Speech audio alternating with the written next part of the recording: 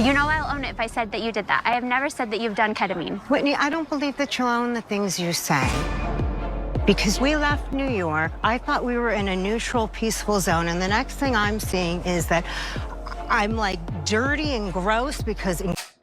Hey guys, welcome back to my channel. It's your girl, the Brooke Ashley, and today we are here to discuss The Real Housewives of Salt Lake City, Season 4, Episode 1. And before we get into it, I just want to say that this is what it looks like when you apply the notes. Last season was abysmal. There were no storylines. Everybody was grasping at straws. And these ladies said, let's regroup.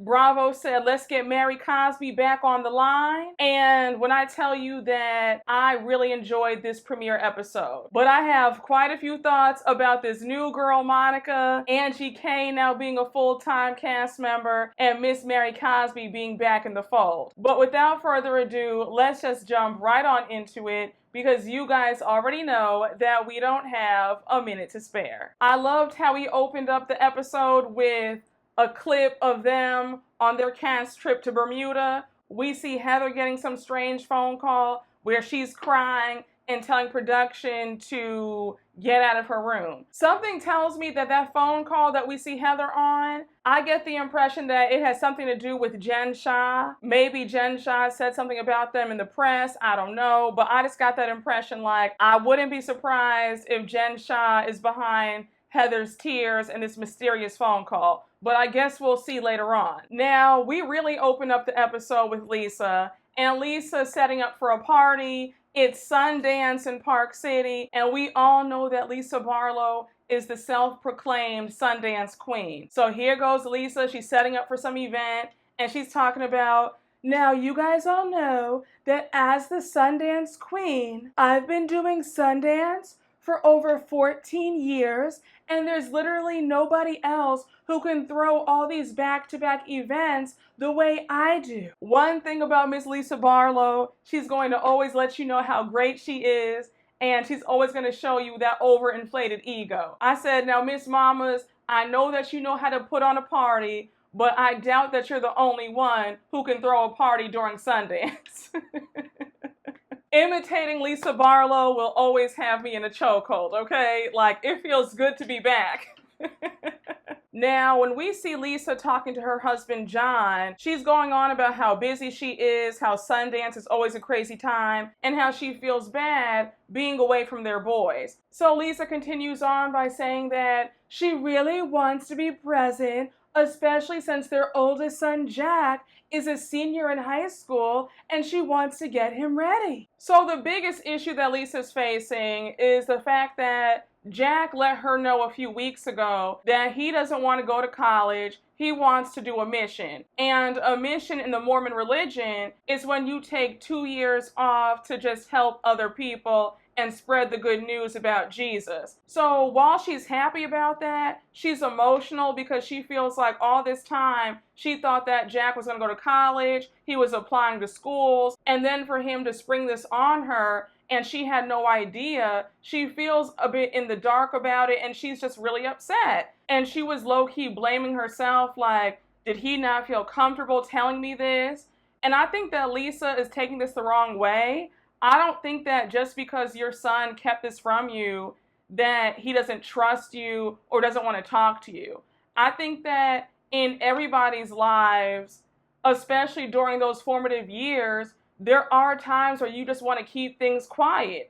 And I think that Jack was high-key moving in silence. He wanted to probably be sure that that's what he wanted to do before he told his parents. And once he made his mind up 100%, he was ready to tell them. So I don't think that Lisa should look at it like she's a failure because her son kept this from her. Just my personal opinion. I mean, Lisa can feel how she feels about it, but don't beat yourself up at the fact that your son didn't tell you first. But Lisa, I do want to point out that last season, Jack told you and John that he didn't want to go to college. So how blindsided are you now when his answer is pretty much the same thing? Unless I'm confusing Lisa with another housewife, I could have sworn that last season, Jack told her what it was. That he was not trying to go to college, he wanted to start a business, and be an entrepreneur without college, right? So again, Miss Lisa, I'm kind of questioning how caught off guard were you when you already had a feeling where your son's head was at? Now, this next scene is the real reason why everybody and their mother wants to be on a Bravo show, especially the Real Housewives, because the way Bravo will change your life and upgrade your bank account. Did you guys see Heather's new house? I said, I know that's right. I said, while Heather pissed me off the entire last season, I said, Miss Mama's had a complete glow up. Heather said, new house, new me, new year. My book is doing well, landed on the New York Times bestsellers list. We have a second beauty lab location. I mean, Heather is doing well. Price went up. Yesterday's price is not today's price. Yesterday's price is not today's price. And don't get me wrong, Heather was getting nice alimony payments and child support because her ex-husband had money too. But the fact that she's doing it on her own, say what you want, but being on Bravo will have you on a different stratosphere. And one thing about it, Miss Heather Gay can say that her life has truly changed. And I'm willing to bet that within the next 3 or 4 years, we're going to see Heather with multiple beauty lab locations in other cities. Now, Heather, let me just check you quickly. Because when Meredith came over and she was congratulating you about your book and being on the New York Times bestsellers list, and when she asked you if there was any backlash because of your book, and you said, I mean, yeah, there was, but it's to be expected. Remember that last year was rough. We had a friend who went to jail. I had an unexplainable black eye, and the haters were out. Now, just stop for a minute, please. Because how dare you still trying to lie about what happened? You said it at the reunion that you got blackout drunk and you still don't know what happened to your eye. The producers already spoke out and said that you banged your eye on the faucet. You sat up there and pretended like somebody punched you out for a storyline. That's why you got backlash. That's why everybody ate you up on Twitter and Instagram, because you lied for a storyline. Don't try to act like folks are just hating on you and I had such a rough year. Like, just stop. And when you brought up how you met up with Whitney a few days ago to clear the air and try to mend your friendship, let me just say, sis, if you think that you're about to drag this out as your storyline in season 4, you are sadly mistaken. Because the same way that I lost interest in your beef with your fake cousin / best friend Whitney, I don't want to hear it in season 4. I don't. It's a new season, a new day. Give us a new storyline. But I'll be damned if you go this entire season whining about your friendship or the lack thereof with Whitney. The both of y'all better come up with something else. I'm so serious, y'all. I will be skipping over Heather's scenes if this is all she talks about for this season, because I'm not doing this. And I'm just confused. Are you and Whitney cousins or not? 1 minute you guys say that you're related, the next minute you guys are just best friends. Which one is it? So now Heather brings up the brunch that she's going to be hosting in a few days. She wants to invite everybody in their group, and she wants them all to have a fresh start. So since they're on the topic about Whitney, Meredith chimes in and says that she's irritated with her right now because Whitney spoke to the press a few days ago about how Meredith and Seth taking baths together is disgusting and it's gross.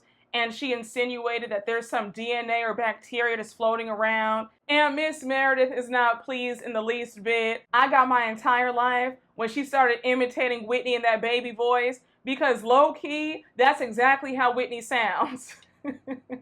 So Meredith starts shading Whitney's hot tub. She's like, does she clean her hot tub? Because she has 80 people in it every single night. So now she goes on to say that she is so tired of Whitney's digs and she can't stand it. And she says, don't come for my marriage and don't come for my bathtub. Now, Meredith, like I said, I love you down, but it does feel like you're dragging this and making this into a bigger issue than what it really is. Because let's just be real. It's not that deep. I understand that you don't like Whitney. You don't see it for Miss Whitney Rose. But it's just not that big of a deal to be this mad over. But then again, you guys are on TV. You're trying to give us a good show. So I understand that you have to blow certain things out of proportion, but this ain't it. I would not be upset over somebody throwing some fun shade or silly shade about me taking a bath with my husband. I wouldn't. Meredith, again, I love you, but I have to keep it real. I just feel like you're doing a bit much, and I think that you're angry about something else, and you're trying to use this as an excuse for why you're really mad at Whitney. So now we jump right on over to Meredith at her store, but we see Mary Cosby walk through those doors, and already I was screaming because Mary was struggling to open up the door. She's like, I feel lightheaded, the altitude. I said, girl, you've lived in Utah all your life. That woman is unintentionally funny. Just funny without even trying. Everything that she says, she does, her mannerisms, the facial expressions. She always looks like a deer in headlights. That blonde wig all disheveled, cocked to the side. But Meredith lets it be known that within the past year, she's been in touch with Mary. They're still good friends. Mary co-signs on that and says that she pretty much cut off everybody except for Meredith. And the way that they all failed to stick up for Mary when that whole Jenny situation went down with her racist self, I would have cut them all off too. So Mary says that she's been great, life's been good. And when she was asked about her husband, she's like, oh yeah, Rob Sr., he's great. He was in Vegas for 6 months in our Vegas home. And I just said, girl, what? Did you visit him? Did he come and visit you in Utah? So you guys are living separate lives? I don't mean to be funny, but it's evident that Mary is not happy in that marriage. She's not. You got with your step-grandfather who's 40 years older than you, or 30 years older, however much older, he's just a lot older. But you got with that old man when you were young. I don't think that she's happy. And every time she's asked about him, there's always some weird answer. And again, I'm not buying that you're happily married. A hot mess. So then she's asked about how her son is doing, Rob Jr. And Mary said something to the effect of, he has a new girlfriend. And did I hear Mary wrong? But she said something about him finding a wife. And I just said, he's so young. Isn't he like 20, 21?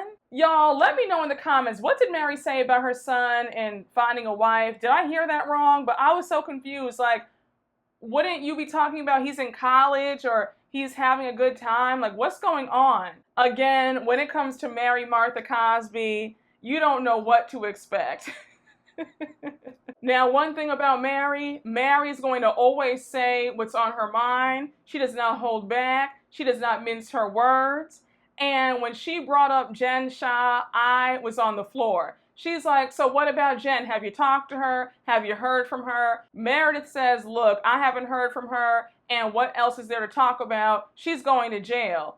Now, I just think that it's so funny how these women all rallied behind Jen. They were like, oh girl, we're gonna be by your side till the very end. And now the minute that Jen landed in jail, they all said, shout out to everybody, I have fun. Oh! Shout out to everybody, I have fun. I gotta be good. Good luck, God bless, I'm out. I said one thing about it, do not put your trust in people, because the way folks are fair weather friends, like you truly only have yourself in this world, because the way they've all turned on her, it's just so remarkable. But I knew that was coming though. I said the minute that she's sentenced, they're going to be out like that. So Mary says outright, look, she's getting what she deserves. I believe in karma. I said, well, damn, Mary, tell us how you really feel then. And I was surprised to hear her talk about karma, knowing that she's a very religious Christian pastor. I said, okay, sis. So Mary continues on by saying that Jen was the big elephant in the room and now she's gone. I said, Mary is something else. Mary can't even hide the fact that she always hated Jen. She made that clear, like, I don't like her. I'm glad she's in jail and she can stay there. I wonder if Jen is watching Real Housewives in prison. I wonder if the guards are letting her watch this every Tuesday night at 9. Let me stop it. Now we see Angie K, the new girl Monica, and Lisa meeting up for lunch. One thing about Lisa, every time she's out, she's going to always order a Vita Tequila cocktail. I said, I know that's right. You better be out here promoting your brand at all times. So anyhow, Angie K says that when she was friends with Jen Shah, she was introduced to a lot of new things like federal charges and her new friend Monica. Now, let me just quickly say, I am willing to bet money that Angie Harrington is sick to her stomach at the fact that she has still been a friend of for all these years. And Angie K came on as a friend of the show in the middle of last season and is now a full-time housewife in the next season. I know Angie Harrington is hurt because Angie Harrington wanted that full-time spot so badly. I said, poor thing. Bravo said, everybody but you. They have Angie K on and a new girl we never even seen before until now. I just said, damn. And I'm going to try to give Angie K a chance as a full-time housewife.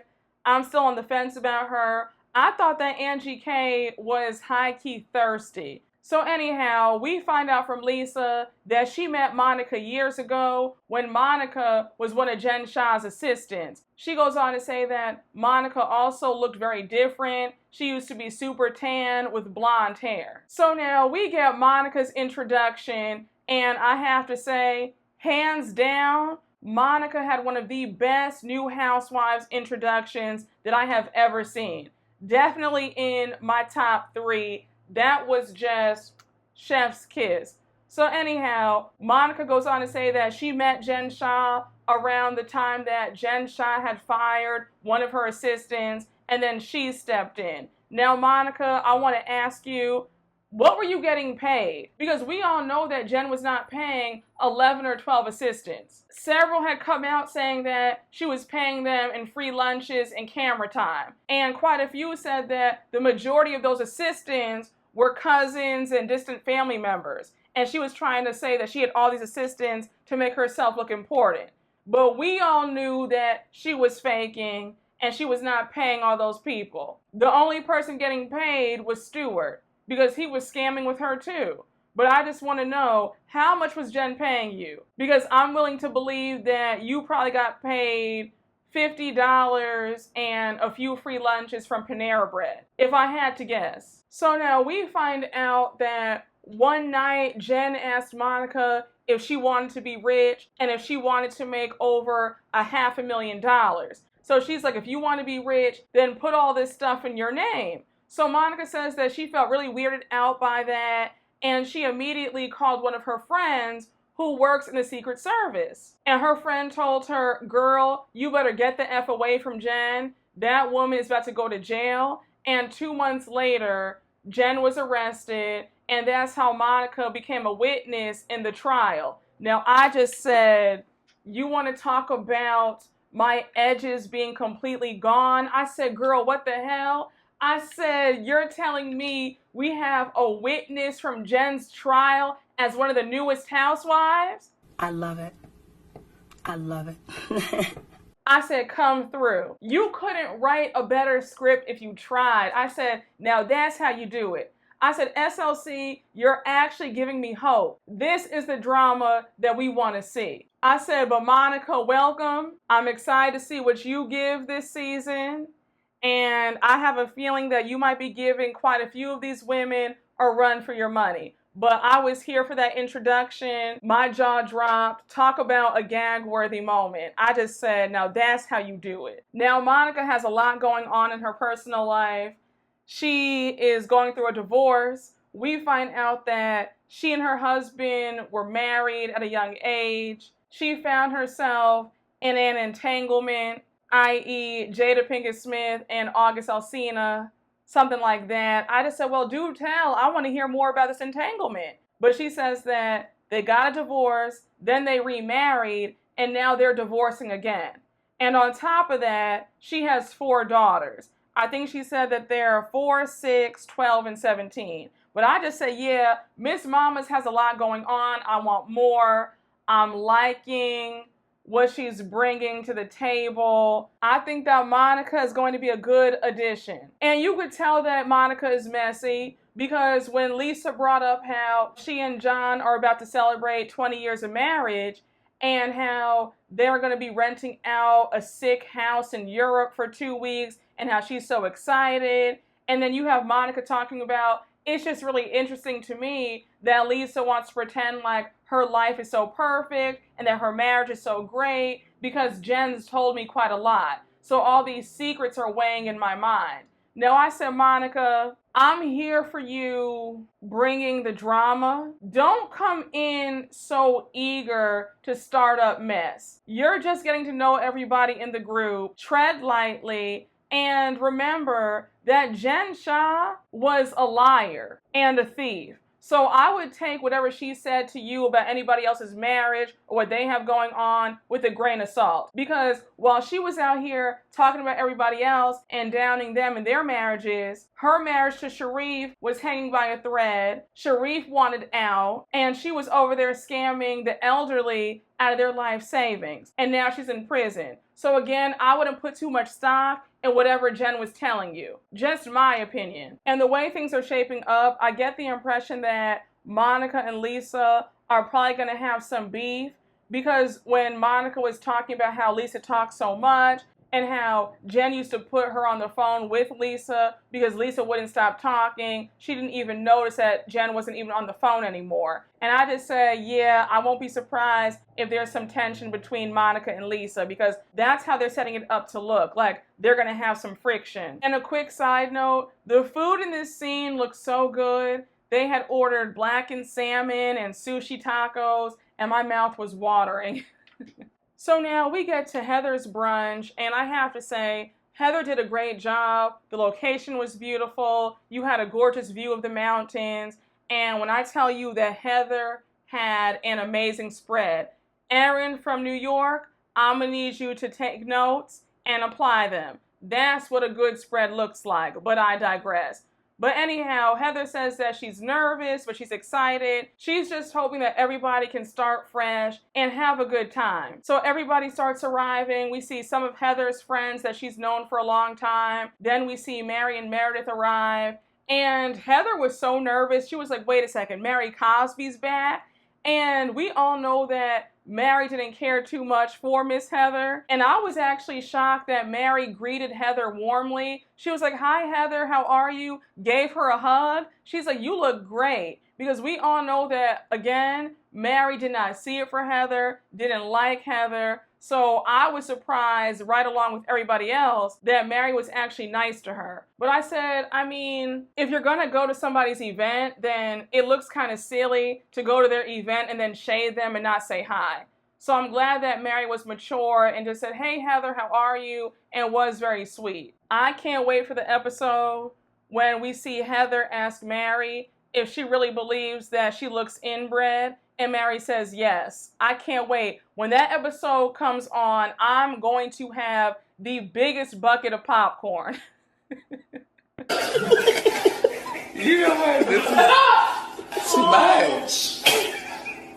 One thing about Mary, don't ask her a question that you don't want the answer to, because Mary will not hold back. Like I said, Mary does not mince her words. And the way I got my life, because Whitney was nervous as hell when she saw Mary. She was like, wait, Mary's back? And Mary walked past Whitney. She didn't say hi to her. And then we do see Whitney walk over to Mary, and she's like, hey, Mary, how are you? And I was actually surprised to see Mary talk to Whitney and say, hi, Whitney, how are you? They actually gave each other a hug. I said, well, okay. I didn't expect that, but that's nice. That little girl comment still eats Whitney up till this day.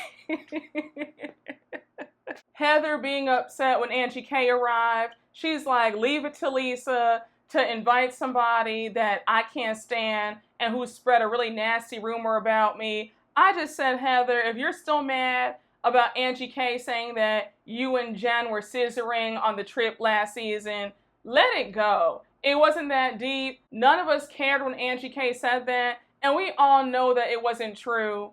So I just said, girl, don't even waste your energy still being upset about that. Like, that was so dumb. And it was a desperate attempt for Angie K to get on the show.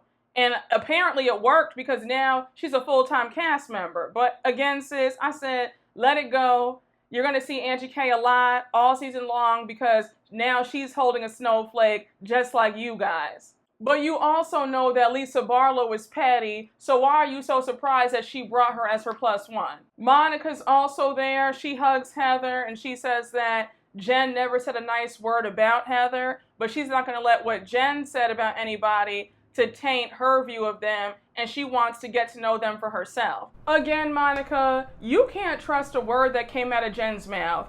Jen is an unhappy liar. We see where she's at now.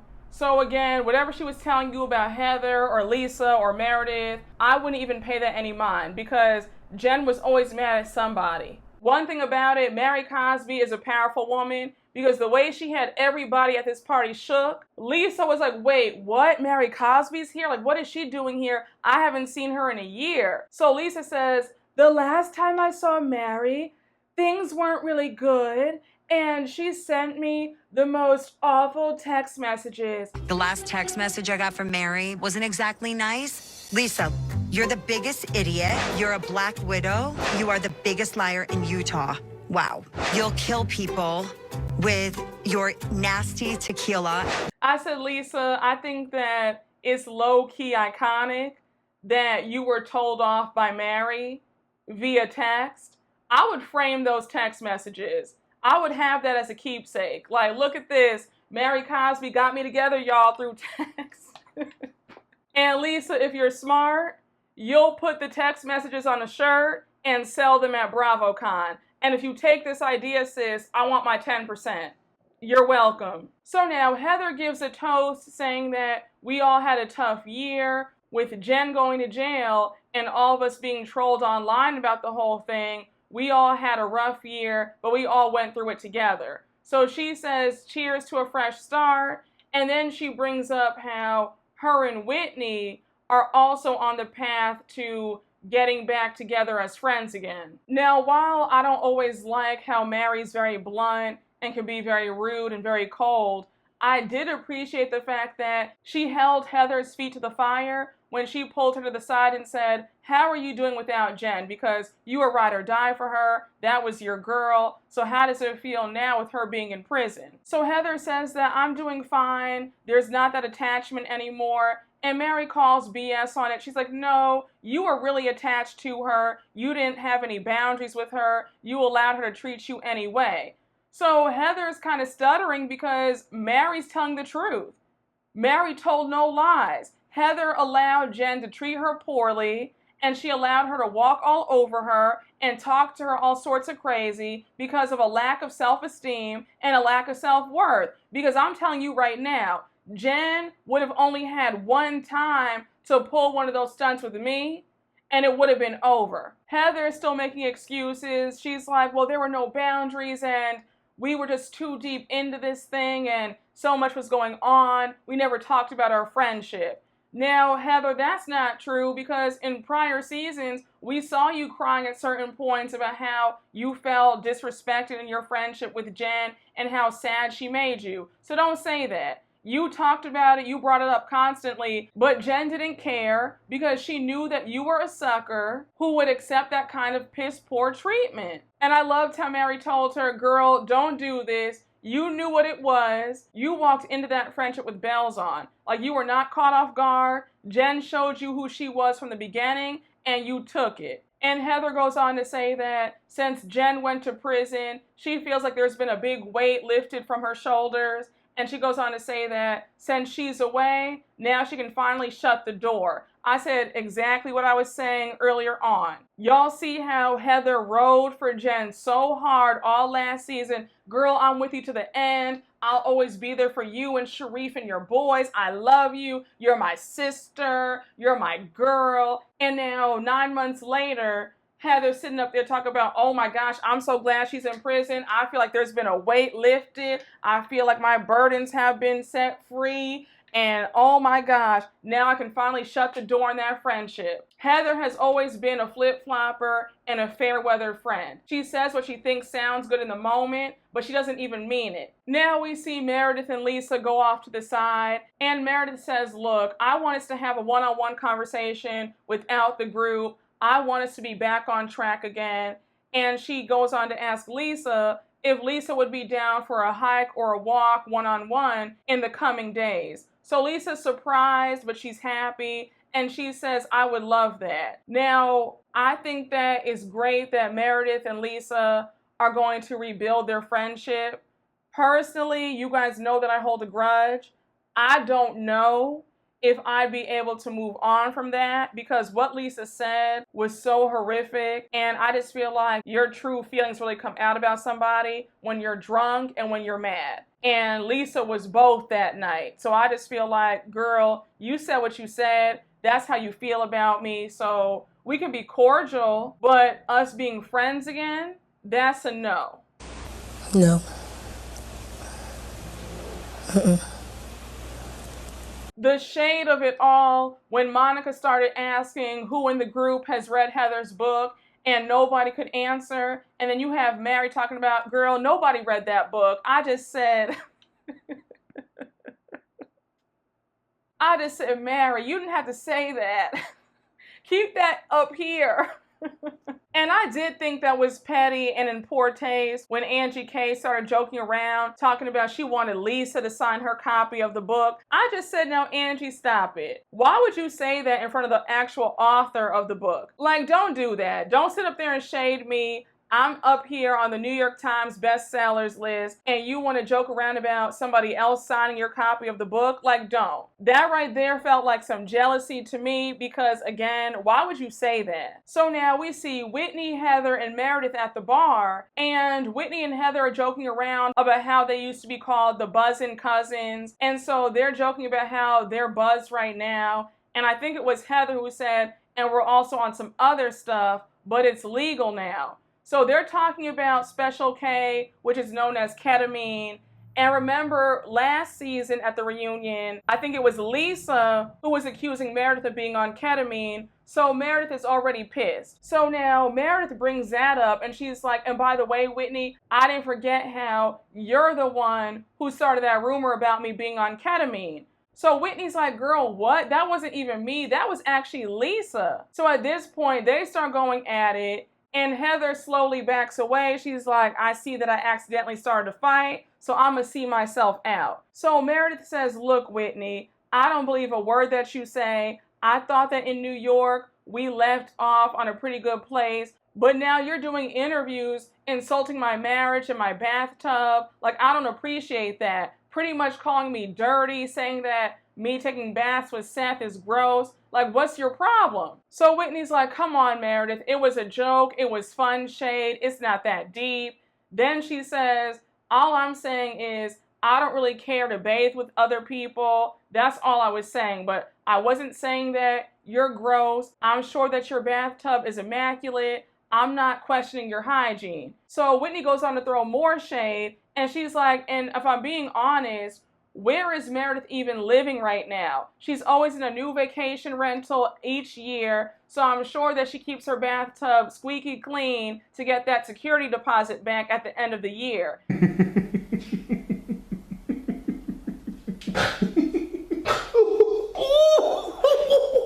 Miss Whitney, I usually don't see it for you, but that was some really good shade. And Meredith, you know I'm here for you, sis. But I just want to know, me and the good people at home, you and Seth have money.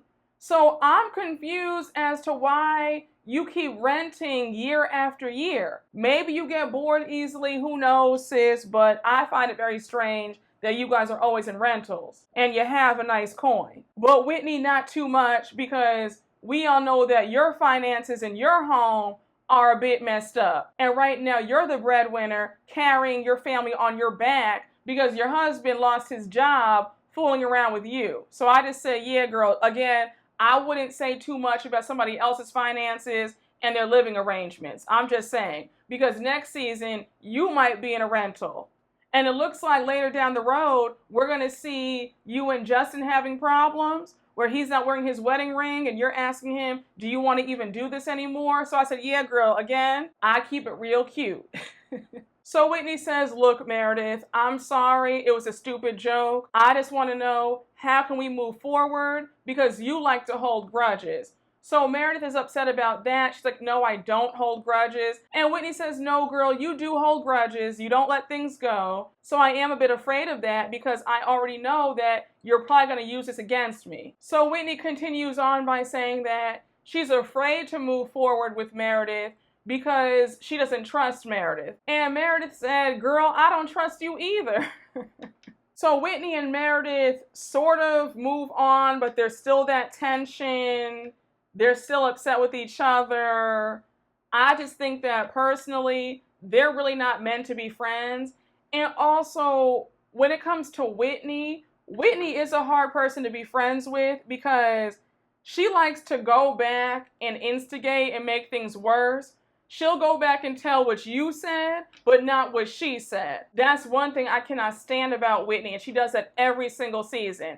And the way that she did Meredith last season, I didn't like that. And if I were Meredith, I would tread lightly moving forward with Whitney. I think that Whitney always likes to take the position of a victim and I'm so innocent. Why is everybody always picking on me all the time? Even though she's the biggest pot stirrer in the group. But I'm curious to see if Whitney and Meredith's friendship evolves over time or if it gets worse. I have a feeling that it's about to get worse. And then we end the episode with them having a snowball fight and Mary's watching from the inside. I just said one thing about Mary. Mary is never here for the activities.